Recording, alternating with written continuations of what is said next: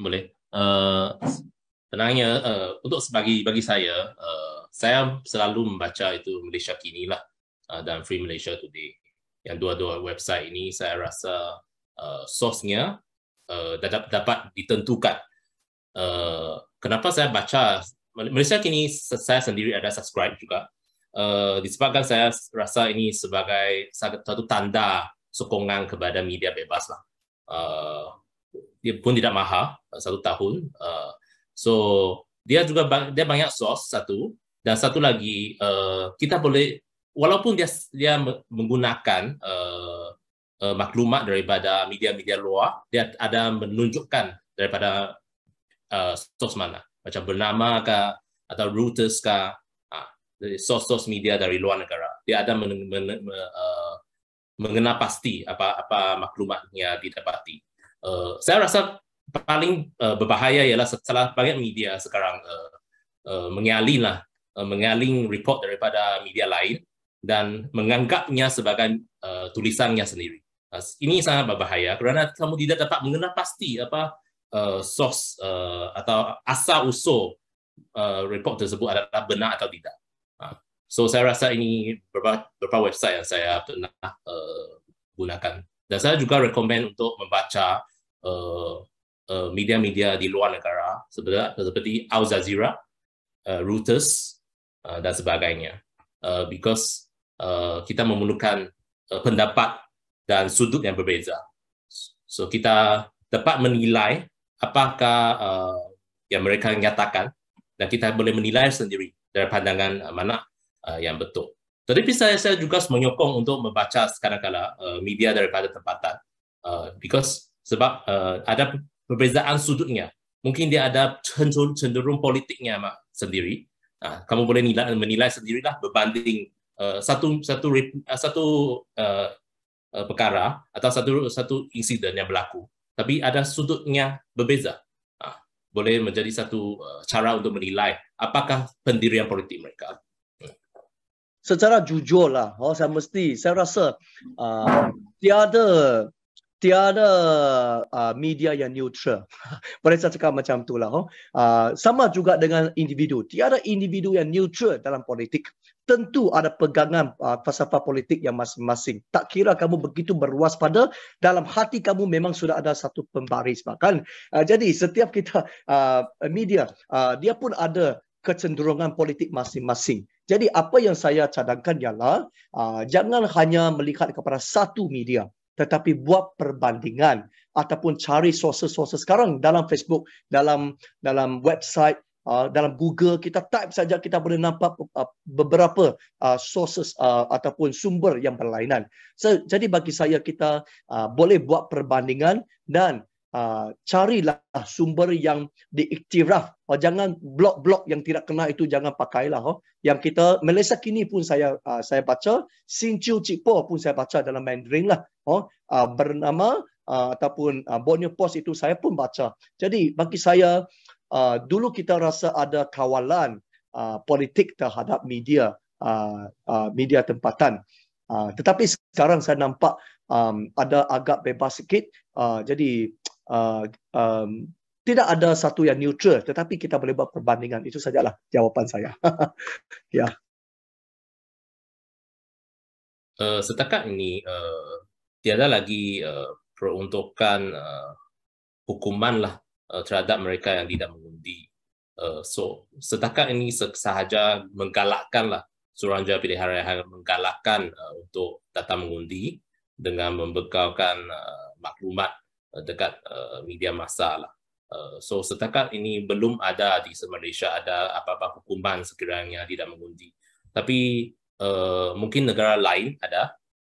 Mungkin dia akan menjadi satu cadangan di masa depan sekiranya mendapati memang turn out pengundi memang rendah. Mungkin menjadi paksaan lah untuk mengundi, memastikan semua orang keluar mengundi. Tapi sekarang dekat Malaysia masih tidak ada dekat undang-undang sebegini lah. Itulah jawapan saya. Saya memang menggalakkan jangan pandang remeh terhadap satu undi itu.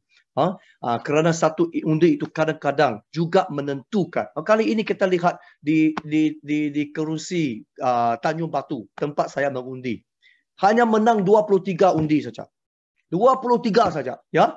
Jadi, satu undi boleh menentukan. Jadi, jangan pandang remeh. Kerana kita ada banyak kerusi yang majority vote-nya hanya di bawah 1,000. Ya? Jadi, kita perlukan penyertaan pengundian setiap orang.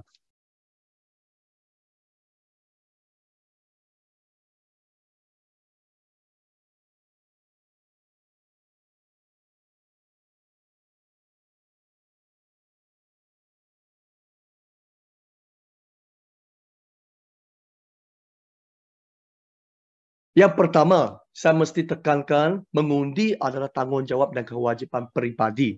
Kita sepatutnya bukan tak ada duit lah. Saya tak yakin tak ada duit sekarang ya. Di bawah gaji minimum 1,500 saya tidak yakin tak ada duit. Yang penting duit yang kita ada itu kita nak pakai untuk mana? Untuk perkara apa? Itu yang pertama.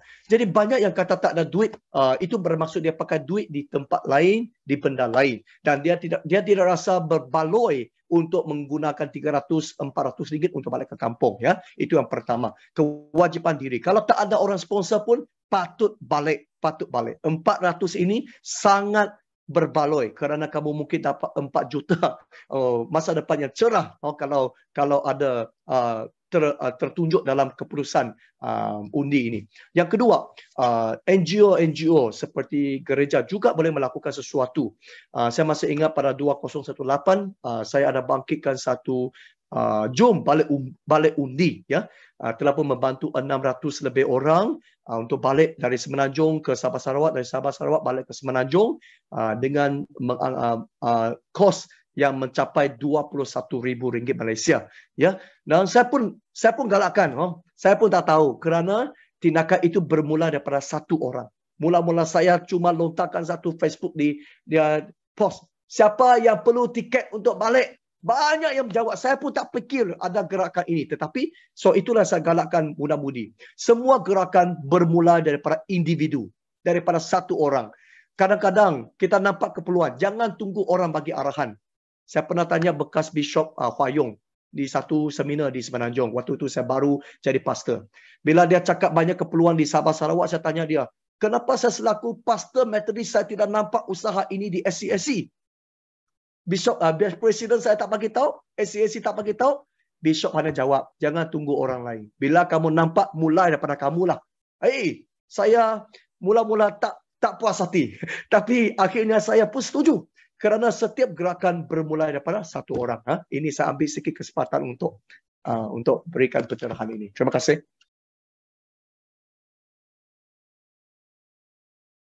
Saya rasa jawapan Pastor Reverend Nicholas sudah sangat sempurna. So bagilah saya sedikit cadangan alternatif lah.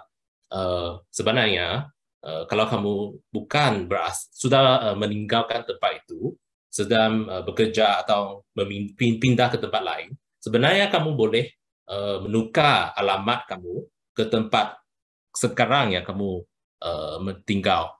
Dan itulah satu cara untuk kamu mendapat peluang untuk mengundi tanpa kos pengantutan yang terlalu tinggi. Memang ada banyak cara untuk buat begini, because kita mungkin belum merujuk kepada Jabatan Pendaftaran Negara dan juga SPR untuk maklumat macam mana kita nak tukar alamat sekarang ke alamat tempat kamu bekerja dan sudah mungkin ada anak sudah dekat sana. Tukar saja, pergi sana, tidak perlu susah payah balik ke kampung, kos tinggi, kena tukar kereta, tukar bike kah, guna sampan kah. Banyak cabaran, tapi ini alternatif lah daripada kita tetap mau mengundi, tapi caranya mungkin boleh kita ada alternatif. Tapi mengenai tadi yang lawyer kata pindah, kalau pindah tukar alamat kamu mesti tukar IC, alamat di IC dulu ya. Sekarang kalau tukar alamat di IC, dekat IC, kamu perlu tunjukkan bil elektrik ataupun utility bills lah sebagai bukti. Cepatlah, tidak lama, proses setengah jam kamu akan dapat my card yang baru. Okay, then after that kamu baru pergi ke pejabat pos untuk tukarkan tempat mengundi lah. Tapi itu pun perlu mengambil masa 3 hingga 6 bulan untuk kemaskini dalam sistem. Dia bukan serta-merta kan, lawyer kan? Bukan serta-merta bila dia daftar untuk permohonan penukaran, dia perlu tunggu masa 3 sampai 6 bulan baru boleh dikemaskinikan dalam sistem. Saya rasa setakat ini kebanyakan pendaftaran atau kesemua pendaftaran sudah automatik. Maksudnya tidak perlu lagi walk-in ataupun pergi ke post office kan. Macam dulu saya walk-in ke post office lah untuk mendaftar. Tapi sekarang saya rasa tidak perlu.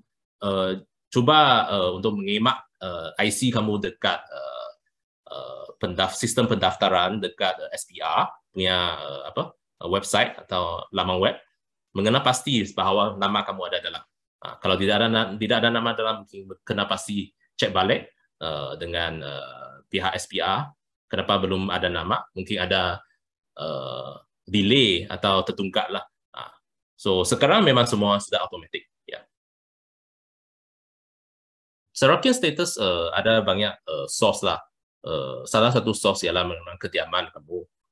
Kedua ialah dari segi ibu bapa kamu. Ibu bapa kamu Sarawakian, so kamu sekarang Sarawakian. Ada banyak cara. Tidak semestinya tukar alamat terus akan menjadi non-Sarawakian. Ini pendapat saya. Mungkin soalan dia bankruptcy lawyer. Kalau bankruptcy masih boleh undi kan? Bankruptcy masih boleh jadi undi, tapi tidak boleh jadi calon lah. Tidak ada isu. Jadi boleh mengundi ya? Boleh mengundi. Sila menunaikan tanggungjawab.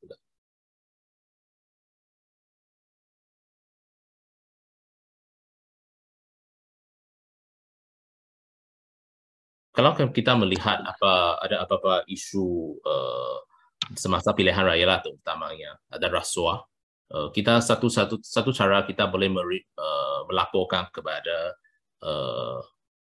RO lah. Kita kata RO maksudnya pegawai tertinggi dekat tempat pilihan raya, mungkin sebagai contoh dekat Pelawan atau dekat Sibu, returning officer biasanya dia mungkin pegawai daerah ataupun pegawai dekat jabatan kerajaan yang menjadi pegawai returning officer lah, boleh melaporkan kepadanya atau boleh melaporkan kepada MACC juga, iaitu SPR, Suruhanjaya Pencegahan Rasuah Malaysia. Dua cara saya rasa dua cara sesuai lah untuk melaporkan, because ini akan menjejaskan juga sekiranya daripada parti politik yang mungkin menjadi satu alasan untuk mengetepikan keputusan pilihan raya tersebut. Sekiranya didapati betul dan sah, ini akan ditentukan oleh election court lah, maksudnya mahkamah pengundian lah. Sekarang memang banyak platform lah, terutamanya kalau ada hotline, ada WhatsApp, SPR MACC juga ada hotline, ada WhatsApp, kamu boleh WhatsApp bila-bila masa. Dan saya rasa rasuah ini bukan saja pada pilihan raya lah, memang pada kehidupan harian. Apa-apa yang kita nampak melanggar undang-undang, kita boleh melapor, patut melapor ya. Patut melapor, dan kita boleh tulis surat kepada kementerian, kepada jabatan-jabatan yang tertentu lah untuk maklumat. Memang saya sendiri banyak menulis surat aduan sejak umur 13-14 sudah saya tulis kepada Perdana Menteri pada waktu itu. Jadi saya ingin menggalakkan, mereka reply. Perdana Menteri telefon kepada pengetua saya pada waktu itu untuk dalam hal menubuhkan IACF di sekolah, memandangkan sekolah tidak izinkan. Jadi saya tuliskan surat kepada menteri-menteri, semua menteri bukan Islam, termasuk Perdana Menteri. Dan akhirnya keluar satu perkeliling baru pada tahun 2001 atas aduan saya. Jadi saya bersyukurlah. Maksud saya, jangan pandang remeh. Asalkan kamu pandai, 13 tahun, 14 tahun, bukan pengundi, boleh tulis surat. tulis kepada, sekarang banyak alamat boleh didapat di laman web. Tidak ada kesulitan. Okey, berani menyuarakan. Ya, terima kasih.